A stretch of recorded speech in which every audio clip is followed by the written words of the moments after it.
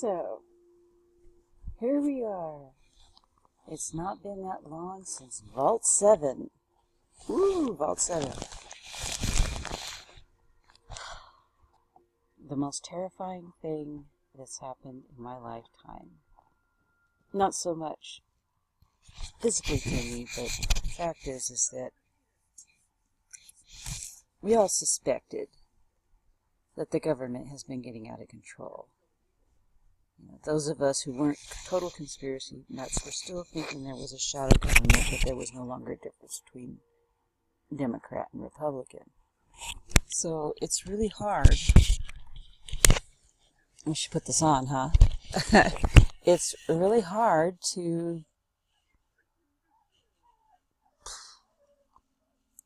remain calm, knowing that it's far worse, far bigger than anybody ever imagined. It's out there in the Alex Jones area of stuff about what the government could be doing. This is not America. For our government to have become that big and that invasive, and this is the non-voter approved area of things, our government has a globalist agenda. It is no longer the government of we the people. Heck, I wouldn't be surprised after the WikiLeaks Vault 7 stuff if they don't try to off Trump, depending on whether he starts marching to their tune a little bit or if he keeps marching against them. I mean, he's going to have to do something unprecedented. He's going to have to dismantle some of these organizations like the CIA and the FBI if he's going to leave America safe for the rest of us later. Because it really doesn't matter if he gets elected the next time or if it's somebody else. Whether it's the bankers or, who are the globalists? They've been around for a long time. At least since like the 20s? Probably. And whoever they are, they gathered their power over the 20th century mostly. When industry became heavy. Some of them are scions of some of the rich families that have been rich since there was in America. Some of them are transplanted rich. I mean, we know it doesn't take much to guess that Soros is a globalist.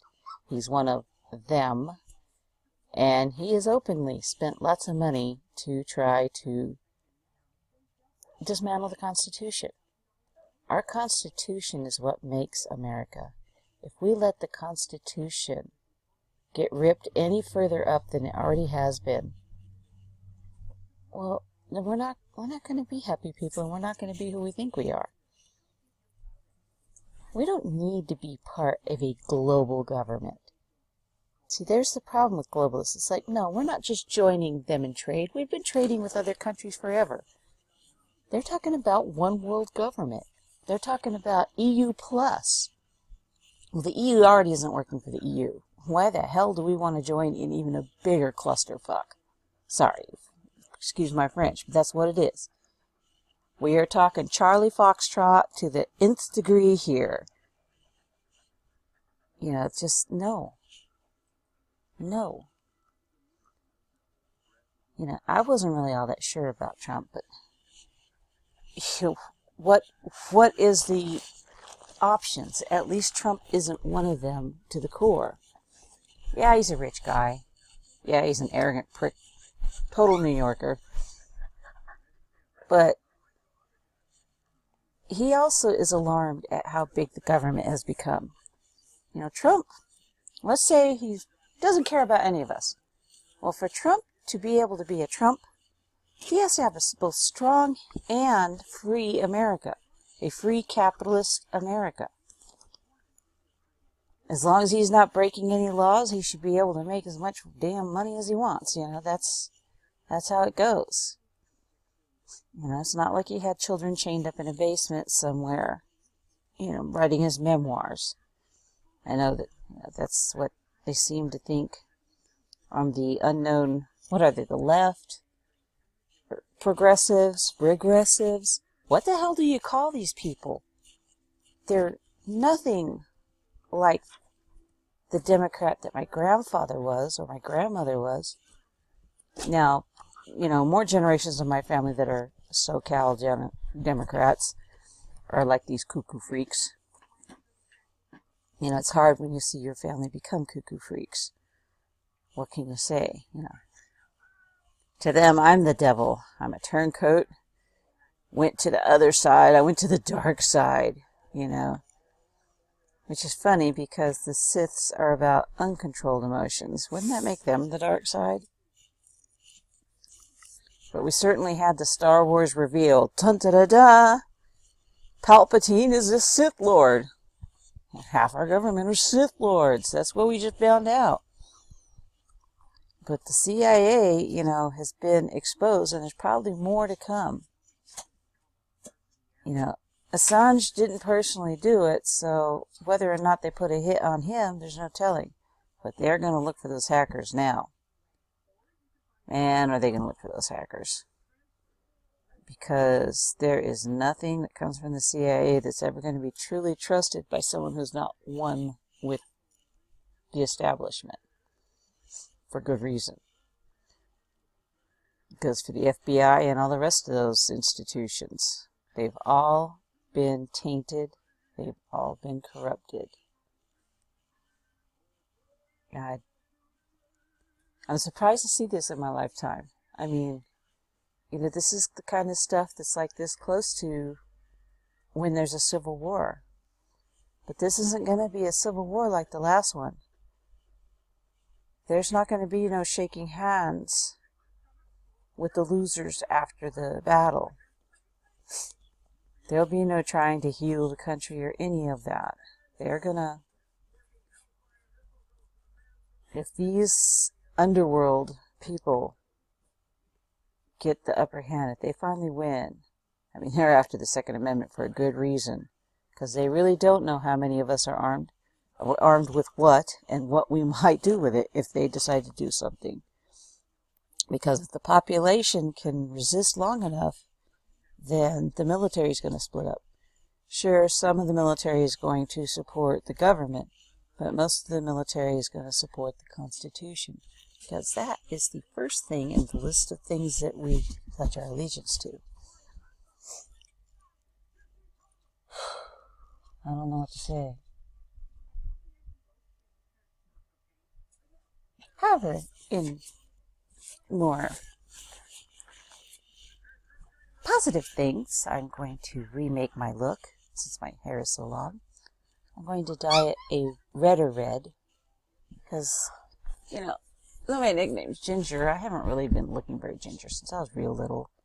My hair is red, golden, reddish brown, bronze, brass. Those are colors that are closer to it. I'm not a true ginger. My skin is too dark because of my ethnicity. And, the red of it has, faded over the years anyway as I got older. But, I want that kind of really sexy, bright yet dark red that, like the 40s icons had. I want to dress like that too. That's going to be my new look.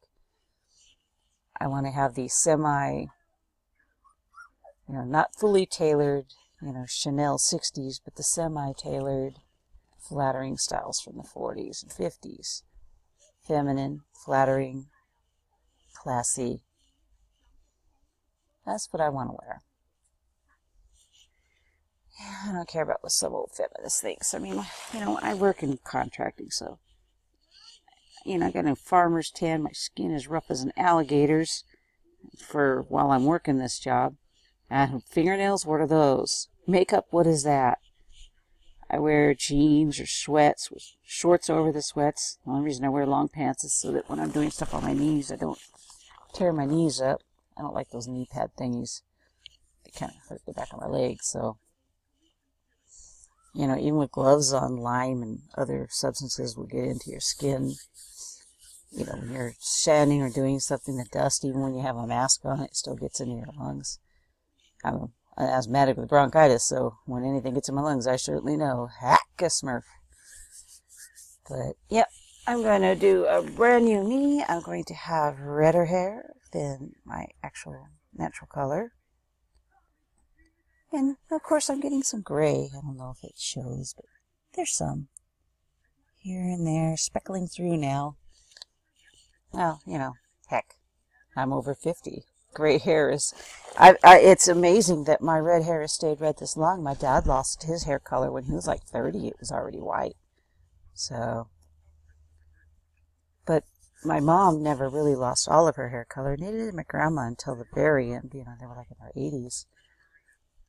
Or sick, you know, my mom's hair would get light, and then when she was healthier, it would get darker, and she never dyed her hair.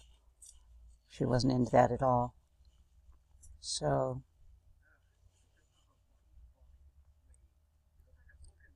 you know, trying to think of positive things, everyday things, because when I think of the government now, it's like, the government's watching me right now, if they want to. I mean, we've always teased on Skype, you know, especially because my fiance is Polish, you know, I'd be like, you know, NSA, if you heard that, you know, just, you know, jokes like that, but it's not something funny anymore. I mean, we don't have nothing to worry about. We don't really do anything. I mean, well, he does live in the far east of Poland, 30 miles away is Belarus, 100 miles away is Russia, you know, so, you know, that's kind of like, you know, a joke, but then again, you know,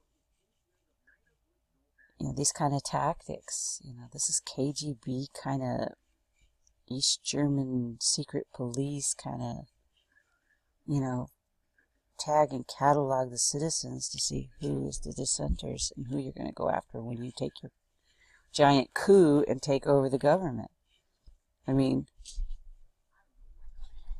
all these conspiracy theorists have been really going nuts in this millennia, and now something's come up that's proven that they weren't so crazy after all.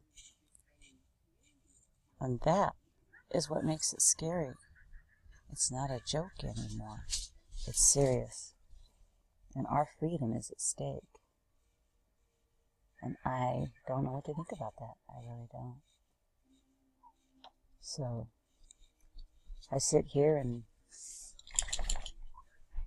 pretty much border it out so I can think about it. Maybe get some input from others. What? Is it worse than that he's dead, Jim, or what? But, yeah, I'm an old fart. I learned school in the 60s. I was there when they tried to introduce new math. Oh, God. What a miserable time for us kids. And I was there when they finally yanked that crap away. I was lucky enough to avoid Common Core.